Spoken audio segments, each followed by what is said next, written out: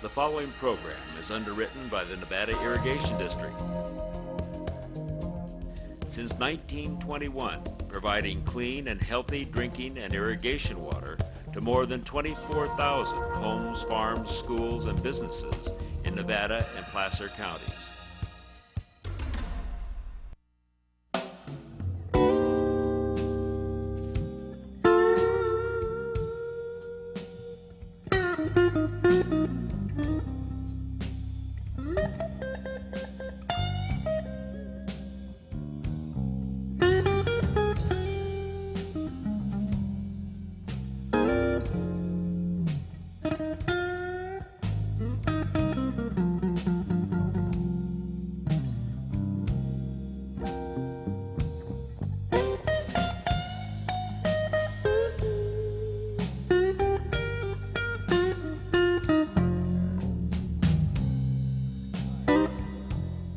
NCTV interviews, and we're going to learn some of the history of our Sierra Nevada Memorial Hospital today, some of our past and some of our present, maybe some of our future. We have with us today the Executive Director of the Sierra Nevada Memorial Hospital Foundation, and with us also Orlo Steele, Kimberly Parker. I'm sorry, Kimberly. That's Actually, okay. We're good friends. I've worked with Kimberly for years, and this is the kind of thing where you hope you never forget people's names, but it happens. Let me tell you about our Alzheimer's program later. I'm ready to sign up for it. And Orlo Steele, who is a local historian, has taken under wing the history of the Sierra Nevada Memorial Hospital. And this is part 2 of a history show. That's true. And we look forward to part 3 at some point in the future. So we'll have the complete history of the hospital on DVD and available to viewers. So as an introduction to what's going on at the hospital, Kimberly, please give us an update. Well, a lot of people probably know, if you haven't, then you haven't probably seen the paper or this show, that we have for the last number of months been working on a campaign called Stroke of Luck, and that is so that our hospital can become certified as a national primary stroke center. And I'm very excited to say that we are about 10 to 12% away from our goal of 100,000 at this point, and I hope to be able to reach that goal and hand over the funding to the hospital in mid-October. So that 100,000 in funding for Stroke of Luck will be implementing what kind of a program? Well, first of all, I should say, to become certified, it's actually a fairly expensive process that costs hospitals several $100,000. And so right off, I want to say this is a wonderful collaboration with the hospital in which they have made an investment. Our funding, which is $100,000 that's going to help them, is going to do several things. First of all, it is helping to pay for the training of physicians. The hospital has covered the cost of training well over 100 and some staff. We're covering the cost to train the physicians with regard to stroke. A second component is equipment. And with stroke, there's some very specialized equipment. Weighted gurneys is one example of something that we're funding. Another piece that is really a wonderful component of the program is a telemedicine robot, which, although our hospitalists and ER physicians are being trained, it will enable, if our neurologists aren't right there and there's a special question that maybe they want a little bit more expertise on, it'll enable them to telemedicine through the robot with a neurologist in another location. Fabulous part of that is that it'll also have uses for other things beyond stroke. The third part, which is really an important component of becoming certified, and that is community education and outreach. And so we're helping to fund both the pieces within the hospital, such as when someone is there that presents with a stroke, we now have a packet of information we're creating that will be able to be given to the family. So the family not only understands stroke, but also kind of what is ahead for them and what they need to be thoughtful about. The other piece then is it's very interesting that most people will say that they know what a stroke is, but they don't really know what to do about it, and they're not sure how to recognize signs. And to become certified, that is one piece you have to have in place, where you are showing that you're doing a certain level of community outreach that's helping to educate people about those signs, the risks, what to do, et cetera. Well, two of my closest friends in the last year have each had strokes, and for one thing, it educates me a lot to those facts. But I think that something that viewers don't realize is what a gem we have with the hospital. I think, I don't know what the rating was, but it was rather high in the United States as a rural hospital. You may know more about that. Absolutely. Well, we were in the top 20th percentile, and we were rated one of the top 100 hospitals in the country. And our diagnostic center, which the Hospital Foundation, as you may remember, raised substantial funding to help open, was shortly after it opened named one of the top 5 women's centers in the country. So there's a lot with our hospital to be proud of.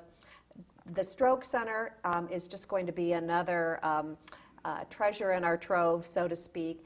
And it is going to be really important because a lot of people may think that hospitals are naturally certified for these types of things, but they're not. And the closest one is in Sacramento, and you and I have talked before about how important it is. Seconds and minutes matter. And one of the things that is the commitment of our hospital is to really try to address those high needs. And we all know we have a growing senior population here, and so it's going to be more important than ever in the future. So we're very close to the $100,000 Yes. goal, and what is happening to reach that goal now? Well, I'm here, and in the show we'll be giving the phone number, and it'll be up on screen, 477-9700, for people that have an interest in making a donation to the project. We're also, at the end of September, on September 30th, we're doing a 50th anniversary movie and a martini night at the Del Oro, and all the proceeds from that will go to the stroke program. And what's really fun about that is it's also the 50th anniversary of Alfred Hitchcock's Vertigo, and we're going to show that on the big screen. And a lot of people have not seen it on the big screen or haven't seen it for a while. And so we're getting good response to that, but there still are seats available, and we'd love people to come out. And so how would they best get tickets for that? They can get tickets either by calling the foundation, by coming by our office, which is 140 Lytton Drive, which is by the Sierra College roundabout on the back side of Briar Patch, or they can go to the hospital gift shop. They have tickets there as well. And if there are tickets available, we'll have them right at the theater that night. So we hope people will come out. What time does that start? The event starts at 7, and I think the movie will start about 7:45. And it's, as I said, it's martini and a movie. So it's $30 for the ticket, and the proceeds are all going back to the stroke program. Wonderful. Well, it's great to see the Del Oro and the community in general supporting. Absolutely. The Del Oro has been fabulous, and so is our community. We have about $5,500 of sponsorships that are helping with that project as well. But I do have to say we're also very grateful for direct donations too. So if the movie's not your thing or you can't be there that night, we appreciate any gift. All right. This is directly coming back to us in the community in the way of stroke certification and instruction, education, outreach. Absolutely. So, Orlo, Yes. welcome back to you. part 2. It's great to see you again, and I know you've brought with you a series of photographs, and but prior to looking at the photographs, give us a little indication of what interested you, particularly in the history of the hospital. Why did you get involved? I was asked by an old fraternity, a fraternity brother of mine, Jerry Angove. Both of us were Zates at Stanford, and he asked me to come aboard. So that's how I happened to get involved. With the Hospital Foundation. With this particular project of looking into the history. I enjoy the history, and particularly community events and things like that, so I volunteered my services. And how far back does that date, that you've been here and that you've been helping? Well, we moved back into the community. I left essentially in 1955 when I went into the Marine Corps, and did not move back until 1994 when I fully retired from my last assignment. And that's when I came back. But your roots are here? my roots are here. In fact, I was a mucker at the Empire Mine at one time, so I'm Really? a docent at the Empire. Oh, great. And serve on St. Joseph's board also. And just those landmark places, I enjoy it. Well, you picked a good one with the hospital. Yes, it's been fun. It's been new ground for me. You might remember when we left off on our first segment, we kind of ended with the Grass Valley Memorial Hospital, which was the dream of Earl McBoyle, Right, in the Linton. and Dr. Jones. What is now Linton Hill. Which is now Linton Hill. And we're going to pick it up from there and kind of take it all the way up to kind of 69 very briefly. But the story in the beginning is a difficult one. And the board stayed in place, and they tried from 1950 to 1952 to interest any entity, government or anything else, to build on that hospital. They imagined that it would take about $700,000 to finish the Linton building, and nobody came forward. So eventually they decided to put the property up for sale, and Mr. Linton, who had his laboratories in Palo Alto and Redwood City, negotiated for the price, and in 1953 that came to his. I'd like to have the first photograph just show up, if I may. And we may actually have some an introduction to it via the hospital credits with Kimberly and yourself showing, and also go right to the next one. Yeah, we can go on to the next one. Go on to the next one, please. And the person you see here, the gentleman there in the center, that's Malcolm Hamill. And he was the president of the Grass Valley Memorial Hospital Board. He had been an employee of the Idaho Maryland mine. But he figures very, very prominently all through these years, 57, and even later on when he becomes the president. He probably does more to bring about this hospital than any other single person we have. So until this new hospital site came about, we used the old hospital on Willow Valley, or? That was the county hospital. Then we also had the Miners Hospital, you may recall. Right, the Miners Clinic over here. And then we had Community Hospital in Grass Valley on Auburn Street. And then we also had the Jones Hospital. Those were the principal ones. There were several other small sanitariums and other things that served. So may I have the next slide, please? So this Malcolm Hamill was a driving force. He was the driving force, and figures very prominently. Here is Mr. Charles Litton Sr., who had the Litton Laboratories, and he bought the property and included the 146 acres that was up there. And he explained that he did not meet the price that they were really looking for, but that he had a lot of work to do to finish that off. And eventually he would bring in a number of employees up here to the community, and thought that that would also be a good payback. And the Litton family has been tremendously generous in providing a fire department space, and the Sierra College, Yes. and making it's going to be quite a great development. Indeed they have. They've been very generous. Malcolm Hamill persuades Mr. Litton also to come on the Grass Valley board. And Mr. Litton, after another year, agrees to host, since they weren't able to take anybody at all to build a hospital up here, that they would have a meeting of interested citizens to see what they might be able to do. And that meeting was held in the Litton Laboratories on the 7th of February of 1956. And there's about 150 people attend this meeting. And they immediately kind of organized themselves into several committees. There's an executive committee with a president and vice president and a couple of secretaries. And then they have a citizens committee, which a number of different groups. And they set out to see if they can raise the money to build a nonprofit hospital here in Grass Valley.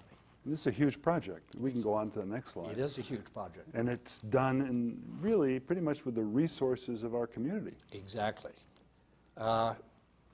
What they have is about $200,000 now between the sale of the property plus other stocks that had come from the Idaho Maryland mine. And they figured that to build about a 40-bed hospital would cost $500,000. So they set forth to raise another $300,000. And the method they used is what's on the screen right now, called a debenture, or we might commonly refer to it as a bond, in which people bought bonds either for maybe $1,000, maybe $100, even $10 in some cases. Through that, they also got hospital services over the next 20 years. For example, if you bought it for $100, then the next year you could get $5 worth of services, the following year 10, and so forth. And it was a medical plan of sorts. it is a medical plan. So they start that in November of 1957. By July 18th, and by the way, it's very well advertised by both the Union as well as the old Gold Nugget, Nevada County Nugget, and they kind of keep thermometers going. And if we look at the next slide, you'll see an example of that, in which here in front of the Alpha in Nevada City with their thermometer, pictured is Stan Halls, who headed up the Finance Committee, and Downey Clinch, who was on the committee to get the ground for the hospital. And then we also have Mr. Don Newton, who was then the vice president of this group. And he's receiving checks, as you can see. And by July 18th, they have raised $300,000 for this project. So a little over 7 months. Less than a year, and they've raised the money they needed. In about 7 months, actually. Meanwhile, Downey Clinch, who sits on the land, and Mr. Lozier, they're able to persuade the old Idaho, Maryland mine to donate some property on Spring Hill, known as the old Ronay's mine property. And they get 10-acre tract donated to them as well for the construction of this new hospital.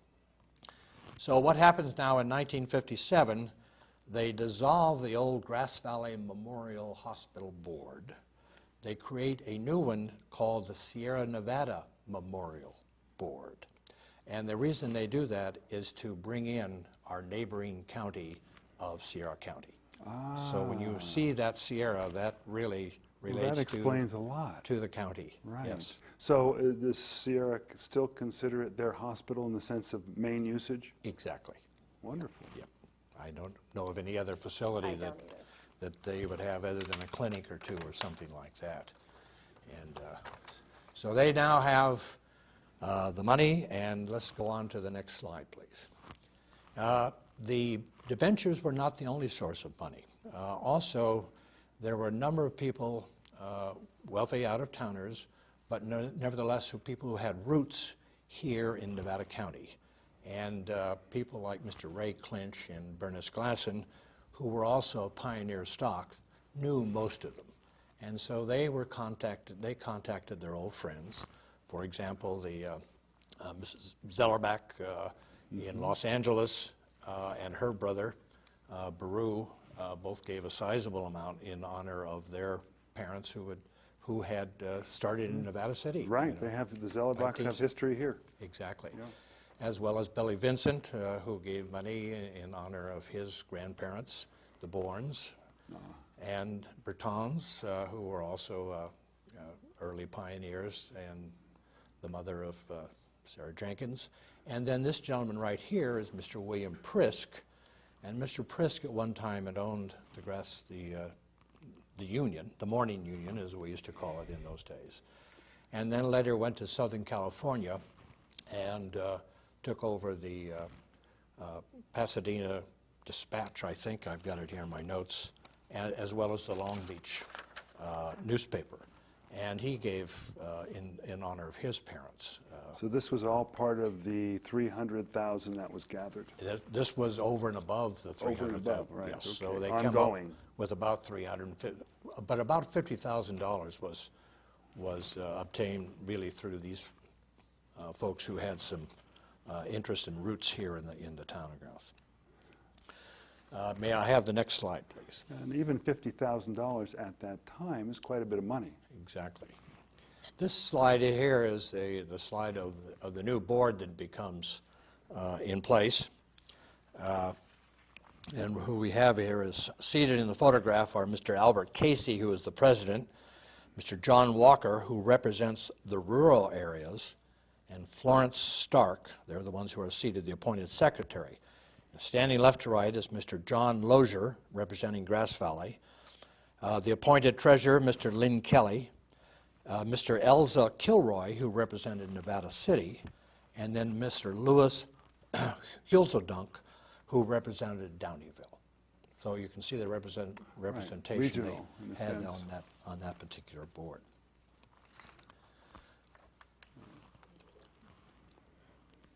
On the 28th of February, excuse me, the 23rd of February of 1958 now, they've drawn up the plans, and this is a photograph of the groundbreaking ceremonies that were held there on Spring Hill, the location, for the building of the hospital.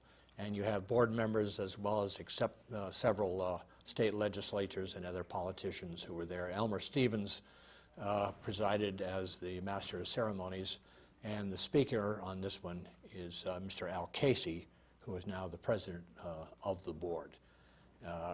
And can we turn to the next one? This is exactly the same day, and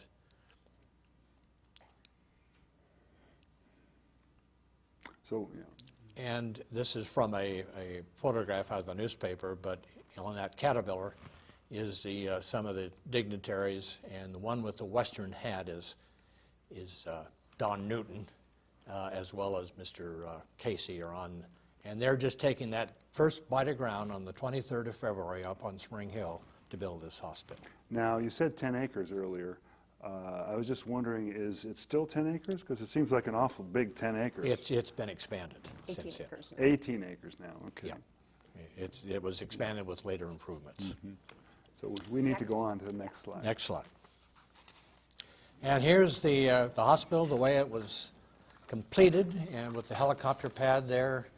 And on the opening day, which actually is December 30th of 1958, but they hold an open house on December 7th, in which they have a number of dignitaries, as well as about 2,500 people come for the opening dedication ceremonies. The flagpole, for example, was given by the Miners Foundry, and the flags by the Native Sons, and as well as the American Legion and You know, it doesn't Auxilary. look anything like the hospital now. We've come a long way, haven't we? It's hard to even figure where the hospital could fit, you know, how it fits with that design. Yeah, but essentially they're in the form of a cross.